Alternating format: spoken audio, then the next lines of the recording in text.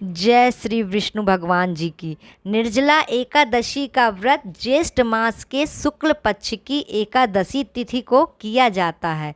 हिंदू धर्म में एकादशी व्रत का मात्र धार्मिक महत्व ही नहीं है, यह व्रत मानसिक एवं शारीरिक स्वास्थ्य के नज़रिए से भी बहुत महत्वपूर्ण है।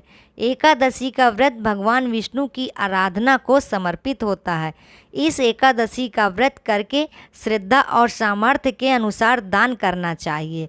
इस दिन विधि पूर्वक जल कलश का दान करने वालों को पूरे साल की एकादशियों का फल मिलता है। इस प्रकार जो इस पवित्र एकादशी का व्रत करता है वह समस्त पापों से मुक्त हो जाता है। एक बार बहुत भोजन करने वाले भीमसेन जी ने व्यास जी के मुख से प्रत्येक एकादशी को निराहार रहने का नियम सुना। विनम्र भाव से निवेदन किया कि महाराज, मुझसे कोई व्रत नहीं किया जाता है, दिन भर बड़ी ही भूख बनी रहती है, अतः आप कोई ऐसा उपाय बतला दीजिए जिसके प्रभाव से स्वतः ही मेरी संतृप्ति हो जाए। तब व्यास जी ने कहा कि तुमसे वर्ष भर की संपूर्ण एकादशी तो नहीं हो सकती हैं, तो केवल एक निर्जला एकादशी कर लो, इसी से साल भर की एकादशी व्रत करने के समान फल प्राप्त हो जाएगा। तब भीमसेन जी ने वैसा ही किया और स्वर्ग को गए। इसलिए यह एकादशी को भीमसेनी एकादशी के नाम से भी जाना जाता है। निर्जला एकादशी का महत्व।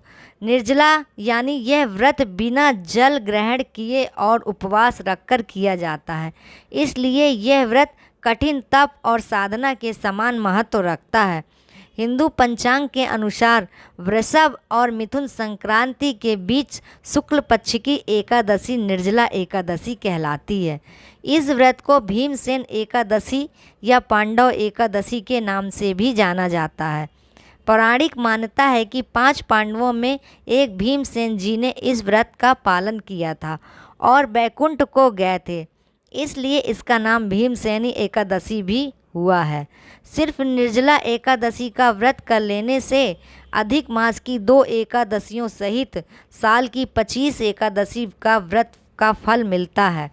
जहाँ साल भर की अन्य एकादशी व्रत में आहार संयम का महत्व है, वहीं निर्जला एकादशी के दिन आहार के साथ ही जल का संयम भी जरूरी है।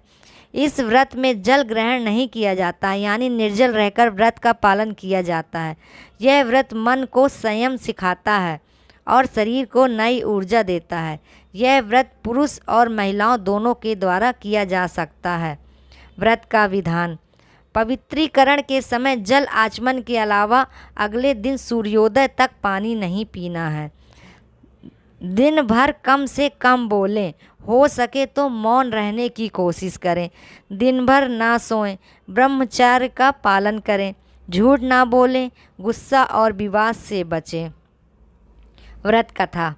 जब वेद व्यास जी ने पांडवों के चारों पुरुषार्थ धर्म अर्थ काम और मोक्ष देने वाले एकादशी व्रत का संकल्प कराया था, तब युधिष्ठिर ने कहा, जनार्दन, ज्येष्ठ मास के शुक्ल पक्ष में जो एकादशी पड़ती हो, कृपया उसका वर्णन कीजिए। भगवान श्री कृष्ण ने कहा, हे राजन, इसका वर्णन परम धर्मात्मा व्यास जी करेंगे, क्योंकि ये संपूर्ण शास्त्रों के तत्वज्ञ और वेद वेदांगों के पारंगत विद्वान हैं। तब वेद व्यास जी कहने लगे, कृष्ण और शुक्ल पक्ष की एकादशी में अन्न खाना वर्जित है। द्वादशी को स्नान करके पवित्र होकर फूलों से भगवान केशव की पूजा करें, फिर पहले ब्राह्मणों को भोजन देकर अंत में स्वयं भोजन करें।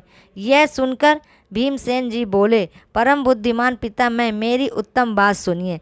राजा युधिष्ठिर, माता कुंती, द्रौपदी, अर्जुन, नकुल, सहदेव ये एकादशी को कभी भोजन नहीं करते थे तथा मुझ में से भी हमेशा यही कहते थे कि भीमसेन एकादशी को तुम भी ना खाया करो, परंतु मैं उन लोगों से यही कहता हूँ कि मुझसे भूख नहीं सही जाती है। भीमसेन की बात सुनकर व्यास जी ने कहा, यदि तुम नरक को दूषित समझते हो और तुम्हें स्वर्गलोक की प्राप्ति अभीष्ट है और तो दोनों पक्षों की एकादशियों के दिन भोजन नहीं करना। भीमसेन बोले, महाबुद्धिमान पिता, मैं आपके सामने सच कहता हूँ, मुझसे एक बार भोजन करके भी व्रत नहीं किया जाता है, तो फिर उपवास करके मैं कैसे रह सकता हूँ। मेरे उदर में अग्नि सदा प्रज्वलित रहती है, अतः जब भी इसलिए मैं बहुत अधिक खाता हूँ, तभी यह शांत होती है। इसलिए महामुनि, मैं पूरे वर्ष भर के केवल एक ही उपवास कर सकता हूँ, जिससे स्वर्ग की प्राप्ति सुलभ हो तथा जिसके करने से मैं कल्याण का भागी हो सकूं। ऐसा कोई व्रत निश्चय करके बताइए, मैं उसका यथोचित रूप से पालन करूंगा।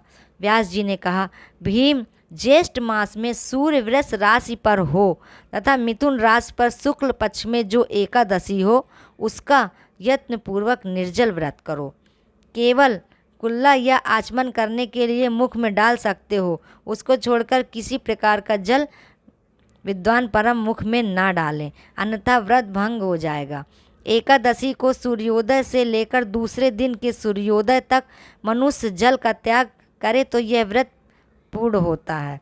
इसके बाद द्वादशी को प्रभात काल में स्नान करके ब्राह्मणों को विधि पूर्वक जल और सुवर्ण का दान करें। इस प्रकार ये सब कार्य पूरा करके जितेंद्रिय परम पुरुष ब्राह्मणों के साथ भोजन करें। वर्ष भर में जितनी एकादशियां होती हैं, उन सब का फल इस निर्जला एकादशी में मनुष्य प्राप्त कर लेता है। इसमें तनिक भी संदेह नहीं है। शंख चक्र और गदा धारण करने वाले भगवान केशव ने मुझसे कहा कि यदि मानव सबको छोड़कर एकमात्र मेरी शरण में आ जाए और एकादशी को निराहार रहे तो वह सब पापों से छूट जाता है। कुंती नंदन, निर्जला एकादशी के दिन श्रद्धालु स्त्री पुरुषों के लिए जो विशेष दान और कर्तव्य विहित हैं, उन्हें सुनो। उस दिन जल में शयन करने वाले भगवान विष्णु का पूजन और जलमयी धेनु यानी पानी में खड़ी गाय का दान करना चाहिए। सामान्य गाय या घी से बनी गाय का दान भी किया जा सकता है। इस दिन दक्षिणा और कई तरह की मिठाइयाँ से ब्राह्मणों को संतुष्ट करना चाहिए। उनके संतुष्ट होने पर ही श्री हरि की मोक्ष प्राप्ति होती है।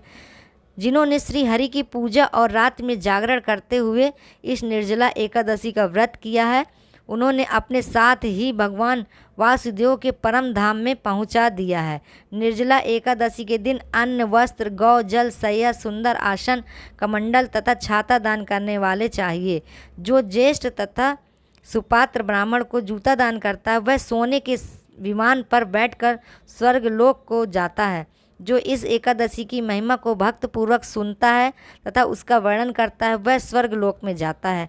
चतुर्दशी युक्त अमावस्या को सूर्य ग्रहण के समय श्राद्ध करके मनुष्य जिस फल को प्राप्त करता है, वही फल इस कथा को सुनने से भी मिलता है। भीमसेन, ज्येष्ठ मास में शुक्ल पक्ष की जो एकादशी होती है, उसका निर्जल व्रत करना चाहिए। उस दिन श्रेष्ठ ब्राह्मणों को शक्कर के साथ जल के घड़े दान करने चाहिए। ऐसा करने से मनुष्य भगवान विष्णु के समीप पहुंचकर आनंद का अनुभव करता है। इसके बाद द्वादशी को ब्राह्मण भोजन कराने के बाद स्वयं भोजन करे। जो इस प्रकार पूर्ण रूप से पाप नाशनी एकादशी का व्रत करता है, वह सभी पापों से मुक्त होकर आनंदमय पद को प्राप्त होता है। यह सुनकर भीमसेन जी ने इस शुभ एकादशी का व्रत आरंभ कर दिया। जय श्री विष्णु भगवान जी की।